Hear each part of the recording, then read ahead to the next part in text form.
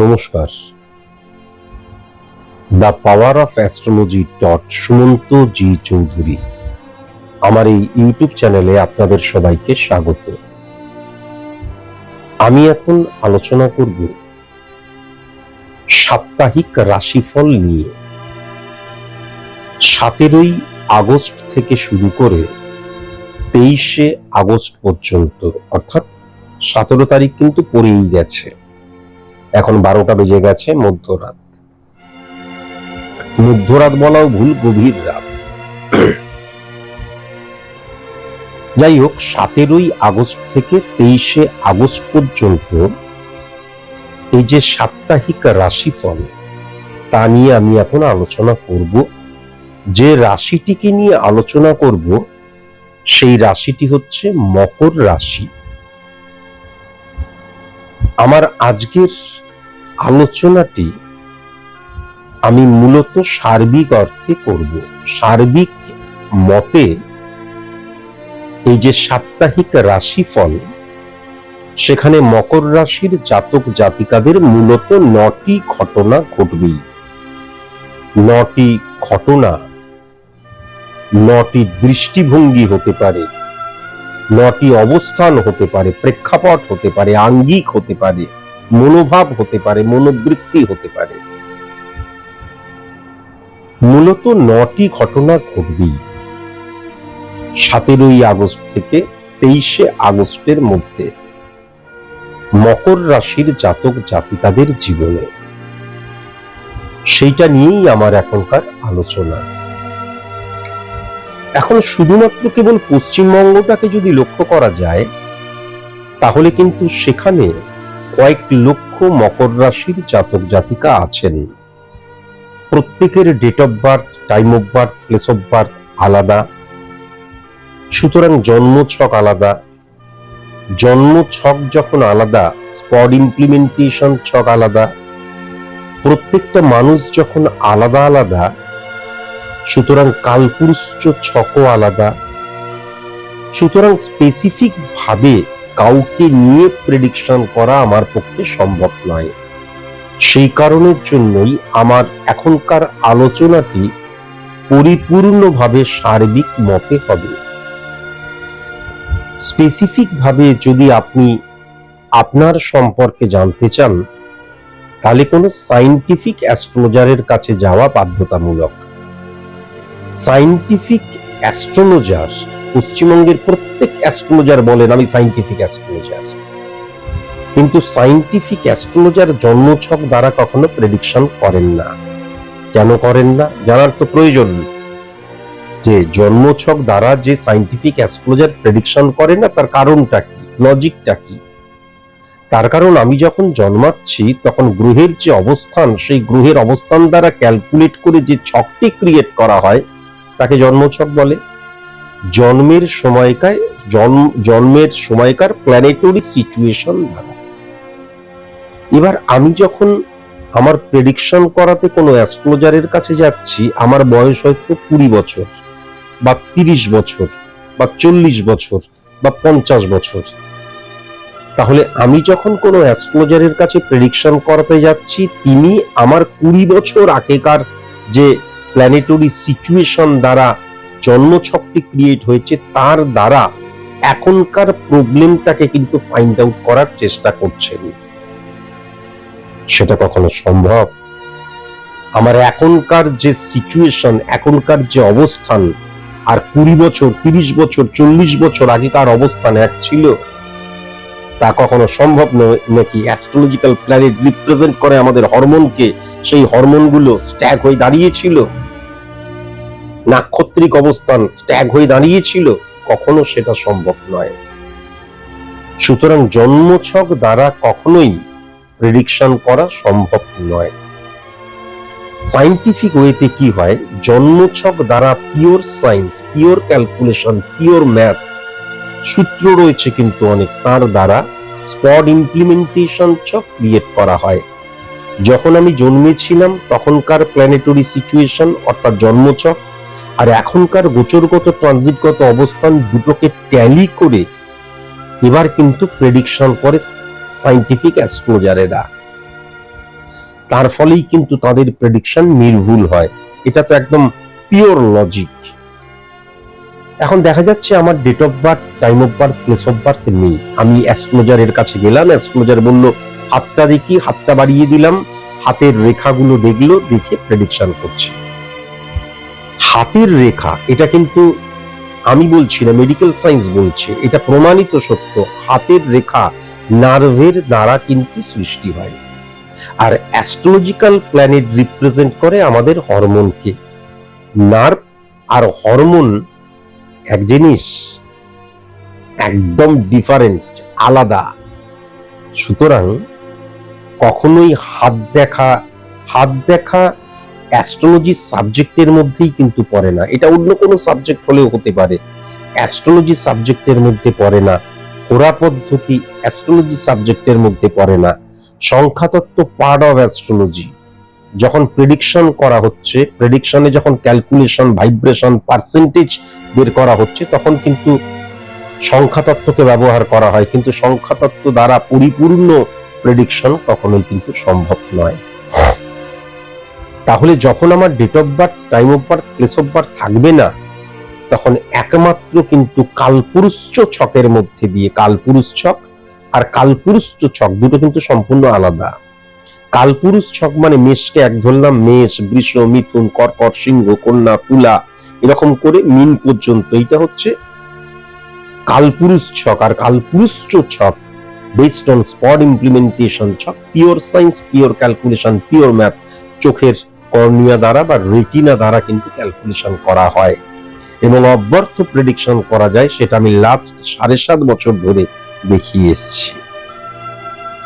এই সব কিছু জেনে বুঝে তারপর কিন্তু কোনো অ্যাস্ট্রোলজারের কাছে যাবেন এবং কোনো অ্যাস্ট্রোলজার সায়েন্টিফিক অ্যাস্ট্রোলজার বললেই তাকে বিশ্বাস করে নেবেন না।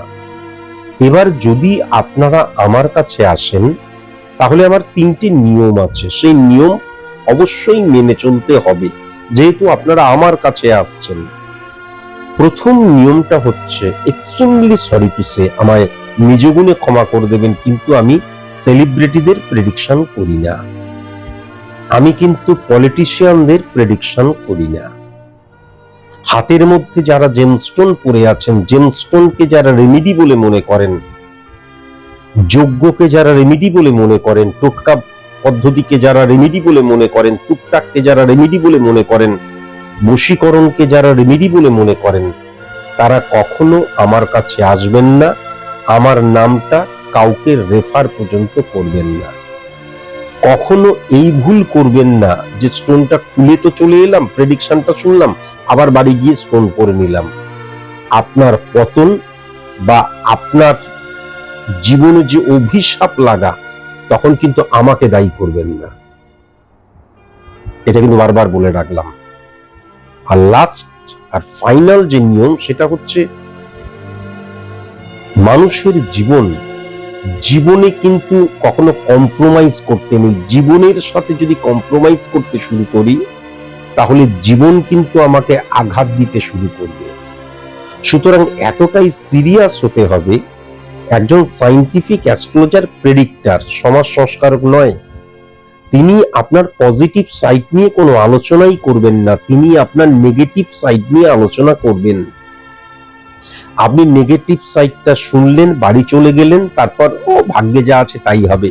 বুঝলি, ভাগ্যে থাকলে একদম আমি ঘরে শুয়ে থাকবো, তবুও কিন্তু আমার দ্বারাই বা আমার যেটা পাওয়ার সেটা আমি পাবো, বা তিনি না চাইলে কিন্তু পাতা পর্যন্ত হেলে না। কাজেই তিনি সব। কে কোথাকার সুমন্তজি চৌধুরী, তার কাছে যাব, তার কাছে রেমিডিয়াল প্রসেস অ্যাপ্লাই করব, প্রয়োজন কি? এই যে সম্পূর্ণ ফার্স, সম্পূর্ণ ভুল, সম্পূর্ণ অযৌক্তিক ফিলোসফিক্যাল চিন্তা ভাবনাকে আমরা অ্যাডাপ্ট করেছি। এবং সেইটাকে লালিত পালিত করে বড় করছি, শক্তিশালী করে তুলছি, তার ফলেই কিন্তু কুসংস্কারে আচ্ছন্ন হয়ে যাচ্ছে আমাদের মন। সামাজিক পরিবর্তনের অসুষ্ঠ গঠনরীতিকে কিন্তু কুসংস্কার বলা হয়। তার ফলেই ঈশ্বরের কাছে আমরা ভিক্ষা চাইতে যাচ্ছি, পাই দাও, পাই দাও, পাই দাও, পাই দাও, পাইয়ে দিলেই কিন্তু তোমাকে এইটা দেব, ওইটা দেব, সেইটা দেব, মানত করছি। বটবৃক্ষের চারিপাশে শুদ্ধি বাঁধছি, অসত্য গাছের চারিপাশে শুদ্ধি বাঁধছি, আসল কর্মটাই করছি না। Success is the maximum utilization of ability that you have, ভুলে যাচ্ছি। সৌ কর্ম সা নিন্দতি স প্রভেদ সুচিতা ত্যাজ্যতি প্রাণ পাপিস্তা প্রণ পিকৌনিস্বাদৌর্য সূচিব সৌভাং সার্বা, ভুলে যাচ্ছি। সুতরাং আমি এতটাই সিরিয়াস হব যে আমার নেগেটিভিটিটা আমি শুনলাম যুদ্ধকালীন তৎপরতায়, বাই হুক বাই ক্রুক, দরকার হলে ঘটি বাটি বিক্রি করে হলেও নেগেটিভিটিটা আমি অফ করব। এতটাই সিরিয়াস যদি আমি হই, তবেই কিন্তু স্যার সুমন্তজি চৌধুরীর চেম্বারে আপনাকে স্বাগত। তবে একটা কথাই বলবো, আমার কাছে আসার আগে কেউ রেফার করলো না জেনেই চলে এলাম, আসবেন না। আমার কাছে আসার আগে ভালো মতন আমাকে অবজার্ভ করুন, আমার অ্যাস্ট্রোলজিক্যাল কথাবার্তা শুনুন। আমি ঠক জোচ্চোর মিথ্যেবাদীও তো হতে পারি, তাই জন্য ভালো মতন ফাইন্ড আউট করুন, বুঝুন, জানুন, তারপর বিশ্বাস হলে তখনই আসুন, না জেনে কখনোই কিন্তু আসবেন না। এখন আমি আলোচনা করব মকর রাশি 17 তারিখ থেকে 23 তারিখ পর্যন্ত, অর্থাৎ আজ থেকে 23 তারিখ পর্যন্ত। ইম্পর্টেন্ট ফ্যাক্টর যেটা হচ্ছে মকর রাশির জাতক জাতিকাদের ক্ষেত্রে শনির যে অবস্থান, এখন প্রশ্ন কিন্তু আসতেই পারে, শনি কিন্তু যেখানে বসে আছে সেখানে তো 7.5 সৃষ্টি করছে, কিন্তু ইম্পর্টেন্ট ফ্যাক্টর শনির ঘরও কিন্তু মকর রাশির ঘর, এবং সেখানে চন্দ্রের অবস্থান অত্যন্ত জোরালো কিন্তু তার ইম্প্যাক্ট ক্রিয়েট করেছে। তাহলে প্রথম যে অবস্থানটা লক্ষ্য করা যাচ্ছে, শনি কোথায় বসে রয়েছে? বৃহস্পতির ঘরে। বৃহস্পতি কিন্তু পাওয়ারফুল হয়ে চন্দ্রের ঘরে বসে রয়েছে। ভাবগত ভাবে কিন্তু এক্ষেত্রে চন্দ্র এবং বৃহস্পতির মধ্যে গজকেশরী যোগ সৃষ্টি হয়েছে। 1-4-7-10 মধ্যে, চন্দ্র থেকে 1-4-7-10 মধ্যে যদি বৃহস্পতি থাকে তাহলে রাজযোগ সৃষ্টি হয়। তাহলে বৃহস্পতি কিন্তু চন্দ্রের সমসপ্তমেই বসে রয়েছে, সুতরাং রাজযোগের সৃষ্টি হয়েছে। সায়েন্স ক্যালকুলেশনটা বোঝার প্রয়োজন আছে। তাহলে যখন রাজযোগের আন্ডারে চলে গেল বৃহস্পতি, তখন শনি কিন্তু রাজযোগের আন্ডারে চলে এলো এবং কি হয়ে গেল? নীচভঙ্গ রাজযোগও সৃষ্টি করছে। সুতরাং রাজযোগের প্রভাব 1 নম্বর ঘর স্থাপত্য ভিত মেরুদণ্ড পরিকাঠামোতে কিন্তু বর্তাচ্ছে। আমি যার উপর দাঁড়িয়ে রয়েছি, আমার যে খাঁচাটা, সেই জায়গাটায় রাজযোগ সৃষ্টি হচ্ছে। সুতরাং ক্ষমতা বৃদ্ধির জায়গাটা, ধনযোগ সৃষ্টি হওয়ার জায়গাটা কিন্তু মারাত্মকভাবে মকর রাশির জাতক জাতিকাদের লক্ষ্য করা যাচ্ছে। ইম্পর্টেন্ট ফ্যাক্টর যেটা, সেটা হচ্ছে খুব ভালো মতন যদি লক্ষ্য করা যায়, তাহলে আইডেন্টিটি ক্রাইসিসের জায়গাটাও মকর রাশির জাতক জাতিকাদের ক্ষেত্রে মারাত্মকভাবে কিন্তু লক্ষ্য করা যাচ্ছে।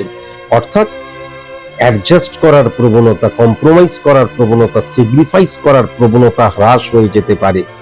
আমি যেটা ঠিক মনে করছি সেটাই ঠিক, সেটা সবাইকেই ঠিক মনে করতে হবে, এই মানসিকতাটাও চলে আসছে। ওভার কনফিডেন্ট হয়ে যাবার জায়গাটাও লক্ষ্য করা যাচ্ছে এবং অহংবোধের জায়গাটাও কিন্তু চলে আসছে। রাজ্য কেবলমাত্র পজিটিভ ইম্প্যাক্ট ক্রিয়েট করে না। রাজযোগ নিয়ে আমার যে অনুষ্ঠানটা আছে, একটিবার দেখবেন, এই চ্যানেলেই রয়েছে, কয়েকটা ভিডিও আগেই রয়েছে, একটু চেকিং করে নেবেন বা দেখবেন, তাহলেই বুঝতে পারবেন। তাহলে এই আইডেন্টিটি ক্রাইসিসের জায়গাটা ক্রিয়েট হয়ে যাচ্ছে। বিরোধিতা আমি সহ্য করতে পারবো না, রাজতন্ত্র কায়েম, আমি যেটা বলছি সেটাই ঠিক। মকর রাশিকে কিন্তু এই আইডেন্টিটি ক্রাইসিস থেকে সাবধান হতেই হবে। সেকেন্ড হাউসে যদি লক্ষ্য করা যায়, তাহলে যে শনির অবস্থান, শনি এমন একটি প্ল্যানেট যখন পাওয়ারফুল হয়ে যায় তখন কিন্তু তার ঘরে বা তার দৃষ্টিতে বা তার সাথে যে গ্রহ বসে থাকে সেই গ্রহকে পাওয়ারফুল করে দেয় বা তার নেগেটিভিটিকে বিনাশ করে দেয়। তাহলে শনি এবং রাহু মানে আমরা শ্রাপিত দোষ জানি, কিন্তু শনির ঘরে রাহু উচ্চস্থ হয়ে গেল, যেহেতু শনি পজিটিভ হয়ে রয়েছে। তাহলে রাহু মানে অনেক অনেক অনেক। সেকেন্ড হাউস দ্বারা আমরা অর্থনৈতিক জায়গাটাকে বুঝি, সঞ্চয়ের জায়গাটাকে বুঝি, দৃষ্টিভঙ্গির জায়গাটাকে বুঝি। তাহলে তিনটি ক্ষেত্রে কি হচ্ছে? অর্থের জায়গায় কিন্তু অর্থ আসার জায়গা, এবং আমি যতটা আশা করছি তার চাইতেও বেশি অর্থ প্রাপ্তির জায়গাটা লক্ষ্য করা যাচ্ছে। কিন্তু সেকেন্ড হাউসে রাহু ওয়েস্ট অফ মানি বা অর্থ সঞ্চয় হতে দেয় না। ভেরি ভেরি কনসাস এবং কনসাস অবশ্যই হওয়া প্রয়োজন। এবং সেকেন্ড হাউসের রাহু কিন্তু ইলিউশন, আবেগ, ইমোশনকে জাগৃত করা এবং সেটাকে ইনক্রিজ করার ক্ষেত্রে মারাত্মক প্রভাব বিস্তার করে। তাহলে আইডেন্টিটি ক্রাইসিসের সাথে সাথে ইলিউশন, আবেগ, ইমোশনের জায়গাটাও তুখর বা প্রখর মকর রাশির জাতক জাতিকাদের ক্ষেত্রে লক্ষ্য করা যাচ্ছে। Very very conscious. আমার যে ইমোশন সেটাকে নিয়ন্ত্রণ করা প্রয়োজন, তা না হলে অনেক সময় ওভার কনফিডেন্ট হয়ে যেতে পারি। অনেক সময় কিন্তু কি হয়, অহংকারের দ্বারা, ইগো প্রবলেমের দ্বারা আমি বন্ধুকেও শত্রু বানিয়ে ফেলতে পারি, আমি অনেক ভুল কাজ করে ফেলতে পারি, সেটাও কিন্তু লক্ষ্য করা যাচ্ছে। 3 নাম্বার ঘরটা যখন সলিড হয়ে রয়েছে, পাওয়ারফুল হয়ে রয়েছে এবং শনি যেহেতু বসে রয়েছে, মানসিকতা মনোভাবের ক্ষেত্রে কিন্তু কোনো মতে ভাগ্য আমাকে পাইয়ে দেবে, ভাগ্য বা সংযোগ বা লাক ফ্যাক্টর বা লড়ার লিখন দ্বারা আমি জীবনে সফল হব, এই মানসিকতাই তাদের থাকবে না। শনি মানে হচ্ছে কঠোর কঠিন পরিশ্রম করা, লিগেল অ্যাক্টিভিটিসের জায়গা পজিটিভ শনি। শনি মানে হচ্ছে ঘাম জড়ানো এবং সাবঅর্ডিনেট বা কমিউনিকেট করা পজিটিভ অর্থে, এগুলো কিন্তু লক্ষ্য করা যাচ্ছে, এবং লিগেল অ্যাক্টিভিটিসের জায়গা। তাহলে মানসিকতা মনোভাবের জায়গাটা কিন্তু একদম পাওয়ারফুল হয়ে গেল। থার্ড হাউস দ্বারা কিন্তু আমরা ভাই বোনেদেরকেও বুঝি, তাহলে ভাই বোনেদের সাপোর্টিভ জায়গাটাও টেরিফিক হয়ে গেল। প্রবলেম যেটা হচ্ছে, থার্ড হাউস দ্বারা আমরা এখনকার সংযোগ, লাক ফ্যাক্টর, নিয়তি, ভাগ্য, লড়ার লিখন, কপাল, এইগুলোকে বুঝি। শনির রিফ্লেকশন, শনি যখন বসে আছে তখন কোনো মতেই কিন্তু এই সংযোগ এখন সৃষ্টি হবে না, কর্মই আলটিমেট শেষ কথা হবে। কেমন? এবার যদি 4 নাম্বার ঘরে চলে আসা যায়, 4 নাম্বার ঘরের অধিপতি গ্রহ এই যে রাজযোগ সৃষ্টি করেছে রবি এবং বুধ, বুধাদিত্য যোগ, সেই বুধের ঘরে কিন্তু বসে আছে। তাহলে ইম্পর্টেন্ট ফ্যাক্টর যেটা হচ্ছে, মাতৃ প্রভাব এক্ষেত্রে কিন্তু নেগেটিভ হয়ে গেল, এবং আমার যে ব্যক্তিগত জীবনে যাদের সাথে আমি মিশছি বা প্রতি মুহূর্তে থাকছি, তাদের সাথে অকস্মাৎ আমি কিন্তু ইলিউশন, আবেগ, ইমোশন দ্বারা এবং আইডেন্টিটি ক্রাইসিস দ্বারা দেখা যাচ্ছে তাদের সাথে আমার ভুল বোঝাবুঝির সৃষ্টি হতে পারে, বা আমার ব্যক্তিগত জীবন শান্তির জায়গা তখনই কিন্তু বজায় থাকবে যখন তারা স্যাক্রিফাইস, কম্প্রোমাইজ, অ্যাডজাস্ট করে চলবে।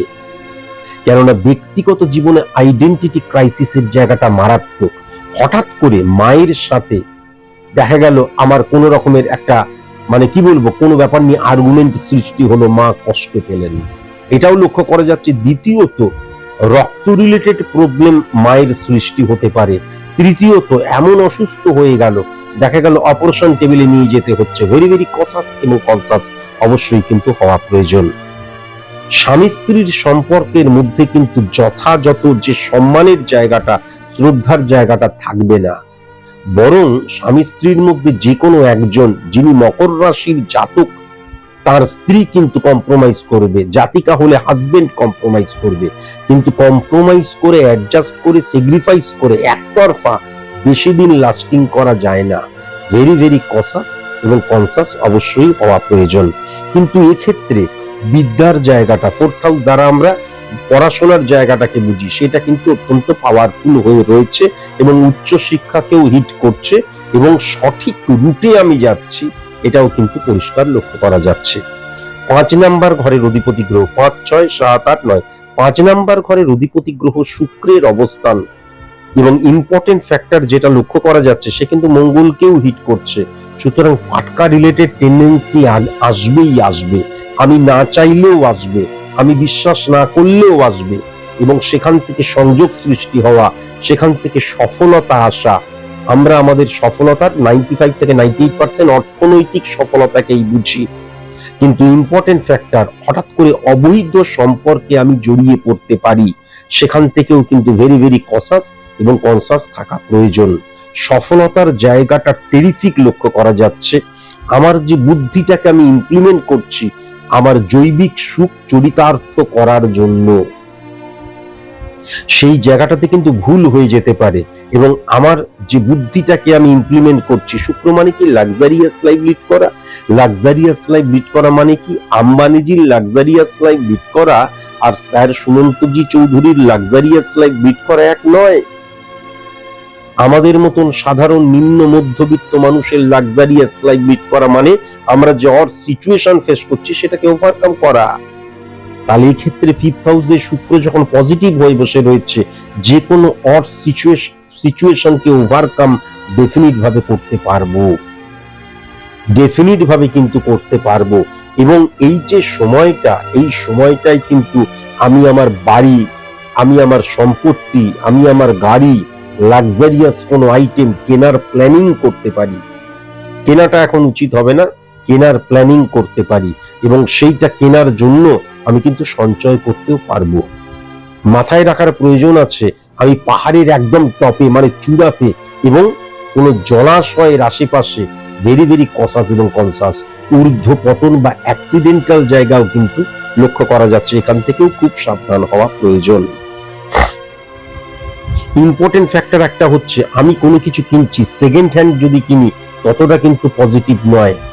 আমি যদি একদম নতুন কোনো কিছু কিনি অত্যন্ত পজিটিভ লক্ষ্য করা যাচ্ছে। 6 নাম্বার ঘরটা অত্যন্ত পজিটিভ হয়ে রয়েছে। সার্ভিস ক্ষেত্রে সম্মান বৃদ্ধির জায়গা এবং মানুষ রেসপেক্ট করবে, এবং দেখা যাচ্ছে বস আমাকে বিশ্বাস করছে, আমার উপর দায় দায়িত্ব দিচ্ছে। কিন্তু ওভার কনফিডেন্ট বা আইডেন্টিটি ক্রাইসিস অনেক সময় কি করে, বসের সাথে দেখা যাচ্ছে একটা ইগো প্রবলেম সৃষ্টি হয়ে গেল, বসের সাথে দেখা যাচ্ছে আমি হঠাৎ করে আর্গুমেন্টে জড়িয়ে গেলাম, বা এমন আমার উপর দায়িত্ব দিচ্ছে, ইরিটেট হয়ে গিয়ে আমি লুজ টক করতে শুরু করলাম, সাবঅর্ডিনেট হ্যান্ডেলিং সঠিক মতন করতে পারছি না, এই জায়গাটাও কিন্তু লক্ষ্য করা যাচ্ছে।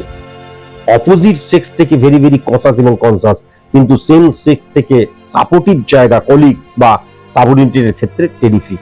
অপোজিট সেক্সের জায়গাটা যে নেগেটিভ তা নয়, আমি হঠাৎ করে কোনো অবৈধ সম্পর্ক বা কোনো দুর্বলতা চলে আসতে পারে প্রফেশনাল ফিল্ডে, প্রফেশনাল এথিক্সকে লঙ্ঘন করে, সেটা কিন্তু অপোজিট সেক্সের প্রতি সেটা কিন্তু লক্ষ্য করা যাচ্ছে। যারা তোমরা মানে চাকরির জন্য পরীক্ষা দেবে বলে নিজেদেরকে তৈরি করছো, এই সময় তৈরি করো, এই সময় এক্সাম দিও না, এক্সামের রেজাল্টটা কিন্তু সঠিক হবে না। এবার যদি 7 নাম্বার ঘরটা খুব ভালো মতন দেখা যায়, 7 নাম্বার ঘরটা কিন্তু একদম পাওয়ারফুল হয়ে রয়েছে, বৃহস্পতি এবং চন্দ্রের একত্রীকরণ। তাহলে বিজনেসের জায়গাটা টেরিফিক হয়ে রয়েছে ফার্স্ট, এবং সবচেয়ে বড় কথা পার্টনারশিপ বিজনেসের জায়গাটাও পজিটিভ হয়ে রয়েছে। কিন্তু দেখা যাচ্ছে আমি আমার বন্ধুকেও শত্রু বানিয়ে ফেলছি, পার্টনার শত্রু হয়ে যাচ্ছে, আমার মধ্যে এত অহংকার বা আইডেন্টিটি ক্রাইসিস সৃষ্টি হচ্ছে। স্বামী স্ত্রীর সম্পর্কের মধ্যে দেখা যাচ্ছে মকর রাশির স্বামী, তাহলে স্ত্রীর স্যাক্রিফাইস মারাত্মক, তবুও দেখা যাচ্ছে স্ত্রীকে সন্দেহ করছে, আইডেন্টিটি ক্রাইসিস সন্দেহের সৃষ্টি করে, সন্দেহ করছি বা তার দুর্বল স্থানে হিট করছি, তাকে শত্রু বানিয়ে ফেলছি। আমার প্রতি তার যে বিশ্বাস, শ্রদ্ধা, ভক্তি সেটা আস্তে আস্তে স্খলন ঘটছে, এটাও কিন্তু লক্ষ্য করা যাচ্ছে। 7 নাম্বার ঘরটা কিন্তু টেরিফিক, শুধু আইডেন্টিটি ক্রাইসিস যেন সৃষ্টি না হয়, একাধিক সোর্স অফ ইনকামের জায়গা লক্ষ্য করা যাচ্ছে বিজনেস ক্ষেত্রে, এবং বিজনেস এক্সটেন্ড করার জায়গা, প্রোডাক্ট লঞ্চ করার ক্ষেত্রে, এবং বিজনেসের প্রোডাক্টের ভ্যালু বৃদ্ধির জায়গা, এবং মানে যিনি বিজনেস করছেন তারও কিন্তু ভ্যালু বৃদ্ধির জায়গা পরিষ্কার লক্ষ্য করা যাচ্ছে। এখন 8 নাম্বার ঘরে কিন্তু সূর্য এবং বুধের বুধাদিত্য যোগ সৃষ্টি হয়েছে। প্রবলেম যেটা হচ্ছে পরিষ্কার আইডেন্টিটি ক্রাইসিস, প্রবলেম যেটা হচ্ছে আমিত্ববোধ, আমিত্ব অহংকার, হ্যাঁ আমি যেটা মনে করছি সেটাই ঠিক, এই জিনিসটাকে যদি ঠিক না করা যায় তাহলে মকর রাশির কিন্তু শুধুমাত্র এই সাপ্তাহিক রাশিফল নয়, পরবর্তীকালে ড্যামেজ চলে আসবে। তাহলে মকর রাশির জাতক জাতিকাদের কন্ট্রোল করা প্রয়োজন, আমি যেটা ঠিক মনে করছি সেটাই ঠিক, এই মানসিকতা থেকে কিন্তু দূরে যেতে হবে। কেননা 8 নাম্বার ঘরটা কিন্তু মারক স্থান, লেন্দি প্রসেস, সাইলেন্ট কিলার। সেইখানে যখন সূর্য পাওয়ারফুল হয়ে বসে আছে, তার মানে অহংবোধ এবং মানে আত্মগরিমা, আমি সব, আমার জন্যই সবকিছু হচ্ছে। হ্যাঁ, এই জায়গাটা প্রফেশনাল ফিল্ডে, পার্সোনাল ফিল্ডেও কিন্তু লক্ষ্য করা যাচ্ছে। আবার 9 নাম্বার ঘরে শুক্র কিন্তু উচ্চস্থ হয়ে রয়েছে, তাহলে উচ্চ শিক্ষার জায়গাটা, মান সম্মান বৃদ্ধির জায়গাটা, পাওয়ার জায়গাটা টেরিফিক হয়ে রয়েছে। বাবার জায়গাটা বা পালনকর্তা, গুরু, টিচার, পথপ্রদর্শকের জায়গাটা টেরিফিক হয়ে রয়েছে। কিন্তু প্রবলেম যেটা হচ্ছে, শুক্র যখন 9th হাউসকে হিট করে, তখন অনেক ক্ষেত্রে কিন্তু আমরা God is dedication, combination of all reels and thinkings বিশ্বাস করি না, বরং ঈশ্বরকে আমরা ভাবি যে জাগ্রত দেবদেবী, ওনার কাছে পুজো দিলে কিন্তু সবকিছু পাওয়া যায়, যা মানত করবেন তাই পাবেন। দেখা গেল সব কাজকর্ম ছেড়ে চলে গেলাম। যদিও শনির রিফ্লেকশন করতে বারণ করবে, তবুও যদি কোনো কারণে শনি নেগেটিভ হয়ে থাকে, তাহলে কিন্তু এই ঈশ্বরকে কুসংস্কারে আচ্ছন্ন হয়ে পাওয়ার দেবদেবী বলে মনে করব, তাই জন্য তার কাছে গিয়ে ভিক্ষা চাইব। বোঝাতে পারছি? সার্বিক মতে আলোচনা করছি, কিন্তু আমার ছকের মধ্যে শনি যদি ড্যামেজ হয়ে থাকে বা পাওয়ারলেস হয়ে থাকে, তাহলে এই প্রবণতা কিন্তু ইনক্রিজ করবে, এটাও কিন্তু পরিষ্কার বলা যায়। এবার যদি খুব ভালো মতন দেখা যায় যে 10 নাম্বার ঘরটাকে যদি দেখা যায়, তাহলে 10 নাম্বার ঘরের অধিপতি গ্রহ কিন্তু 9 নাম্বার ঘরে বসে রয়েছে। তাহলে 10 নাম্বার ঘর মানে কি? 10 নাম্বার 1-6-10 কানেকশন সার্ভিস ক্ষেত্র, 1-7-10 কানেকশন বিজনেস ক্ষেত্র, 1-5-10 কানেকশন সফলতার ক্ষেত্র, সন্তানের ক্ষেত্র, আমার বুদ্ধিমত্তার ক্ষেত্র, 1-9-10 কানেকশন উচ্চশিক্ষার ক্ষেত্র, সংযোগের ক্ষেত্র, পালনকর্তার ক্ষেত্র। তাহলে 10 নাম্বার ঘরটা হচ্ছে ক্ষেত্রের জায়গা, জংশন। 1 থেকে 11 পর্যন্ত আমাদের যে 11টা ভাব, সেই 12 নম্বর ভাবকে ব্যয়ের স্থান বলা হয়।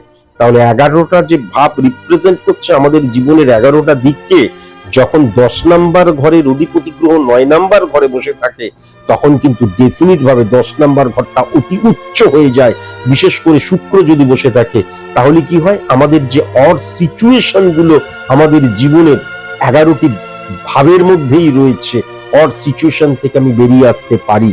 এবং সেক্ষেত্রে কিন্তু সংযোগের সাপোর্ট বা লাক ফ্যাক্টরও মারাত্মকভাবে কাজ করে, যতই তাকে আমি অবিশ্বাস করি, ইগনোর করি। সংযোগের জায়গা, লাক ফ্যাক্টরের জায়গাটাও মারাত্মকভাবে কিন্তু কাজ করে। এবার ইম্পর্টেন্ট ফ্যাক্টর 11th হাউসকে যদি খুব ভালো মতন দেখা যায়, তাহলে কিন্তু 1, 2, 3, 4, 5, 6 11th হাউসের অধিপতি গ্রহ 6th হাউসে বসে আছে, 6-11 কানেকশনের মধ্যে। তার মানে একটাই, সেটা হচ্ছে আমি যে কর্মটা করছি, আমি যদি আজকের দিনে 200% নিজেকে প্রস্তুত রাখি, তবে কিন্তু আমি 60% থেকে 70% সফল হব। তাহলে আমি যে কর্মটা করছি, সেই কর্মের ফলটাই আমি পাবো তা নয়, যে কর্মটা করছি তার 50% কর্মফল পাবো।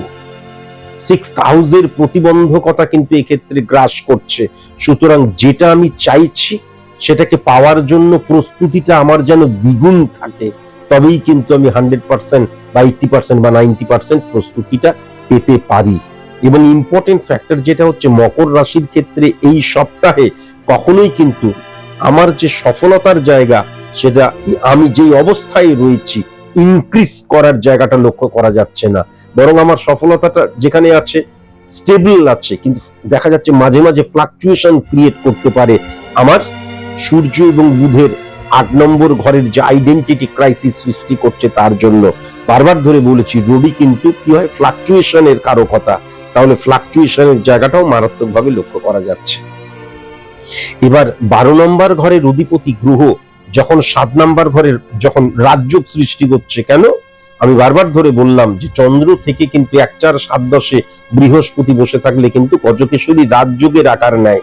তাহলে এই ক্ষেত্রে পরিষ্কার যেটা লক্ষ্য করা যাচ্ছে, নিজভঙ্গ রাজযোগের জায়গাটা সৃষ্টি হচ্ছে।